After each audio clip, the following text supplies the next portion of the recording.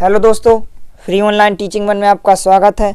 आज हम अर्धवार्षिक परीक्षा पेपर 2020-21 कक्षा 12वीं विषय हिंदी के महत्वपूर्ण प्रश्न देखेंगे। इसके पहले के वीडियो में हमने आपको अंग्रेजी के महत्वपूर्ण प्रश्न उपलब्ध करा दिए थे। यदि आपने इसके पहले के वीडियो को नहीं देखा है तो डिस्क्रिप्शन में दी गई लिंक पर जाकर आप देख सकते हैं। इससे पहले यदि आपने हमारे चैनल को सब्सक्राइब नहीं किया है तो प्लीज़ सब्सक्राइब कीजिए, साथ में बेल आइकन को भी प्रेस कीजिए ताकि कोई भी वीडियो की नोटिफिकेशन आप तक सबसे पहले पहुंचे। चलिए वीडियो को स्टार्ट करते हैं। तो इसमें आपका प्रश्न पहला है, गजमुख का मुख कौन देखता है।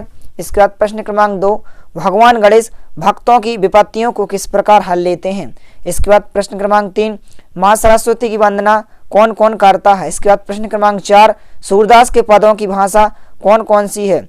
इसके बाद देखते हैं प्रश्न क्रमांक 5, अपने को निर्दोष सिद्ध करने के लिए कृष्ण ने यशोदा को क्या क्या तर्क दिए।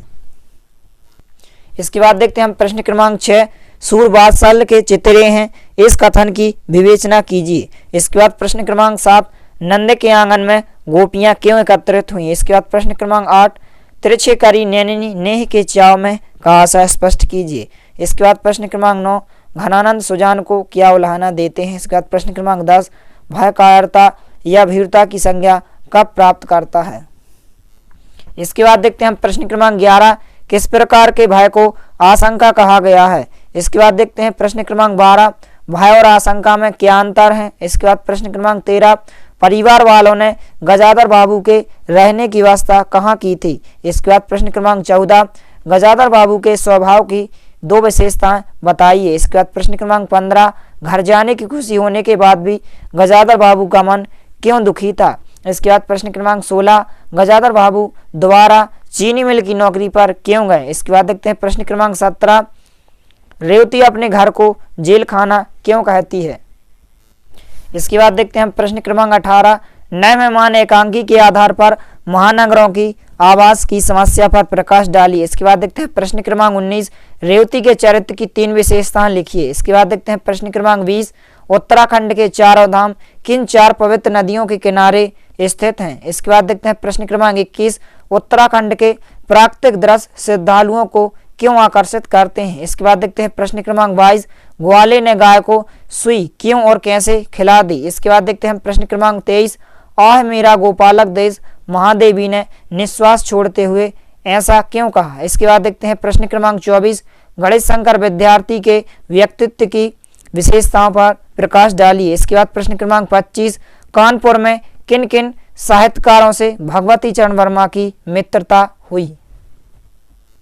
इसके बाद देखते हैं हम प्रश्न क्रमांक 26, निम्नलिखित वाक्यों को शुद्ध कीजिए। तो आपको ये 4 वाक्य दिए गए, इन 4 वाक्य को आपको शुद्ध करना है। पहला है, उसने मेरे को कुछ नहीं कहा। दूसरा है, आपका भाव दिए। तीसरा वाक्य आपका, रामचरितमानस सबसे श्रेष्ठतम ग्रंथ है। इसके बाद चौथा वाक्य, उसके सामने एक गहरी समस्या है। इसके बाद देखते हैं प्रश्न क्रमांक 27, निम्नलिखित मुहावरों के अर्थ लिखते हुए वाक्य में प्रयोग कीजिए। तो इसमें आपको कुछ मुहावरे दिए गए हैं। इसमें पहला है, दूर के ढोल सुहावने होते हैं। इसके बाद दूसरा मुहावरा, आस्तीन का सांप। इसके बाद तीसरा, दांत खट्टे करना। इसके बाद चौथा, अंधेर मचाना। पांचवा, अपने मुँह मियाँ मिट्ठू बनना। इसके बाद देखते हैं हम प्रश्न क्रमांक 28, मातृभाषा किसे कहते हैं एवं मातृभाषा का ज्ञान करना क्यों आवश्यक है। इसके बाद प्रश्न क्रमांक 29, राष्ट्रभाषा किसे कहते हैं, राष्ट्रभाषा की 2 विशेषताएं लिखिए। इसके बाद प्रश्न क्रमांक 30, राजभाषा किसे कहते हैं, राजभाषा की 2 विशेषताएं लिखिए। इसके बाद प्रश्न क्रमांक 31, रस की परिभाषा देते हुए उसके भेद बताइए। इसके बाद प्रश्न क्रमांक 32, श्रृंगार रस की परिभाषा उदाहरण सहित लिखिए। इसके बाद देखते हैं प्रश्न क्रमांक 33वां, स्थायी भाव तथा संचारी भाव में अंतर बताइए।